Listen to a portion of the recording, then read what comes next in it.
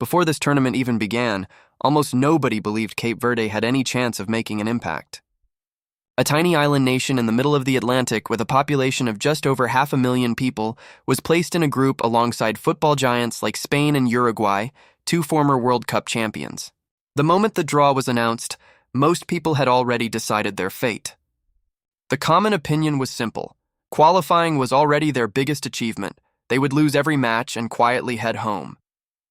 But football has a funny way of ignoring predictions. 3 matches later, Cape Verde remained unbeaten and had secured a place in the World Cup knockout stage. They finished second in their group ahead of 2-time world champions Uruguay and tournament host Saudi Arabia, surviving a group that, on paper, looked impossible. It quickly became one of the most unbelievable underdog stories the tournament has ever seen.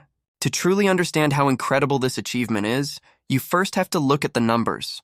Cape Verde is made up of 10 small islands off Africa's west coast with a population of roughly 525,000 people, making it one of the smallest countries ever to qualify for a World Cup and officially the smallest nation in tournament history to reach the knockout rounds. Imagine a country smaller than many cities taking on football superpowers and refusing to back down. Then there's the financial gap. While France's squad is valued at around $1.76 billion, England at $1.58 billion, Spain at $142 billion, and Portugal above $1 billion, Cape Verde sits at the very bottom with a squad worth only $63.2 million. Spain's team alone is worth more than 20 times as much. On paper, Cape Verde looked like they belonged in a completely different competition. Yet football isn't played on spreadsheets, and they proved exactly that. So how did they actually pull it off? It all began against Spain, the reigning European champions and one of the tournament favorites loaded with stars from Barcelona and Real Madrid. Many experts and prediction models expected Spain to challenge for the trophy, but Cape Verde refused to be intimidated. They earned a goalless draw, and it wasn't because of luck. Their tactical discipline was outstanding.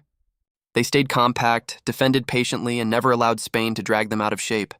Spain dominated possession with 74% of the ball and fired 27 shots. But nothing found the net because standing between the posts was 40-year-old goalkeeper Vozinha, who delivered one of the greatest goalkeeping displays of the entire tournament. Many people dismissed it as a one-off, saying Spain were simply rusty and things would return to normal. Then came Uruguay, and that theory disappeared. Against another former world champion, Cape Verde didn't just defend, they attacked with confidence. Kevin Pina scored the country's first ever World Cup goal with a stunning long-range free kick. Uruguay responded before halftime with 2 goals to lead 2-1, and it looked like the fairy tale was finally ending.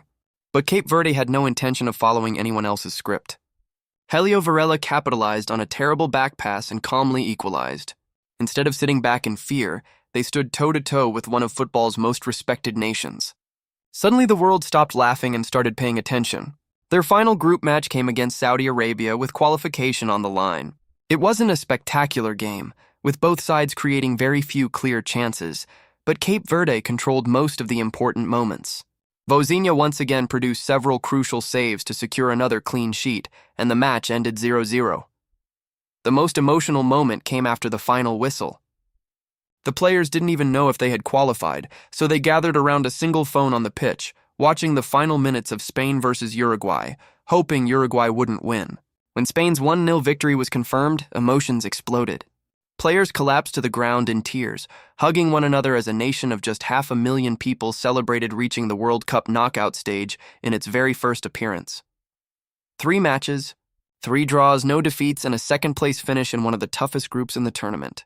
Drawing every game doesn't always guarantee qualification, but this time it was enough. Some people quickly claimed Cape Verde only made it this far because FIFA expanded the World Cup to 48 teams, but that argument completely falls apart when you look at their journey.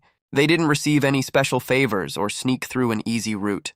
During African qualifying, they topped their group ahead of Cameroon, one of Africa's most successful football nations and a country with far more World Cup experience. They didn't need a playoff to qualify, and once they reached the World Cup, they didn't advance as one of the lucky third-place teams either. They finished second on pure merit while remaining unbeaten throughout the group stage.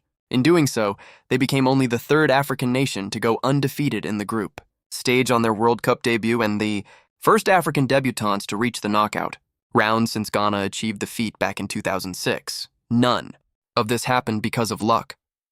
It happened because Cape Verde built a disciplined, organized, and fearless football team that earned every single point.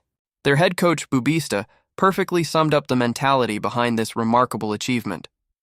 Wrapped proudly in his nation's flag, he reminded everyone that although Cape Verde is a small country, they fight relentlessly for everything they want. Even before the tournament began, he insisted that everyone has the right to dream and that nothing is impossible. His players backed up those words with performances that captured the world's attention. His philosophy was simple. A country may be small, resources may be limited, but with courage, discipline, and belief, any team can compete against opponents filled with players worth hundreds of millions. Once the match begins, reputation means very little. Cape Verde transformed that belief into one of the greatest stories football has produced in years. If this incredible journey has one face, it's undoubtedly the 40-year-old goalkeeper, Vozinha. He has become one of the biggest breakout stars of the entire World Cup, making his story even more inspiring.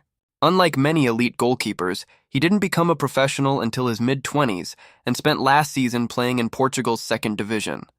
There was even a time when he almost walked away from international football after being dropped during a disappointing Africa Cup of Nations qualifying campaign. Fast forward to today, and he's become a global sensation. His social media following has exploded into the millions. Supporters proudly carry giant banners with his face, shirtless fans paint the letters of his name across their chests, and children hold signs reading, "In Vozinha we trust."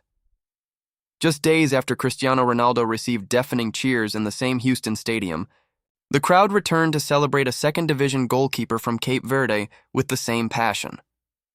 The story became even more emotional because his mother, Ana Candida Ivora, was finally able to witness the moment in person. She had missed his unforgettable performance against Spain because visa issues prevented her from traveling. This time, everything was sorted, and she proudly waved a small Cape Verde flag from the stands while thousands of fans chanted her son's name. After the match, Vozinha captured the spirit of his entire country with a simple message. He said they may be small, but they have huge hearts and never stop fighting. He also had a response for everyone who believed Cape Verde's players weren't good enough for this level.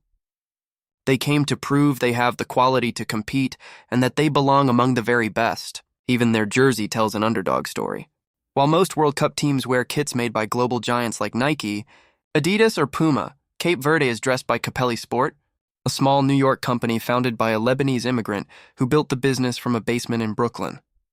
Their blue shirts even feature a unique triangular pattern inspired by the flight paths connecting the islands, perfectly reflecting the unity that defines this remarkable team. Now comes the biggest challenge of all. Waiting for Cape Verde in the round of 32 is none other than the defending world champions, Argentina, led by Lionel Messi. On paper, this looks like one of the biggest mismatches the World Cup has ever seen. On one side, you have the greatest player of his generation leading a team packed with world-class talent. On the other, the smallest nation ever to reach this stage of the competition. Most people expect this to be the end of Cape Verde's incredible journey, and honestly, that's the logical prediction. But then again, nothing about this team has followed logic from the very beginning.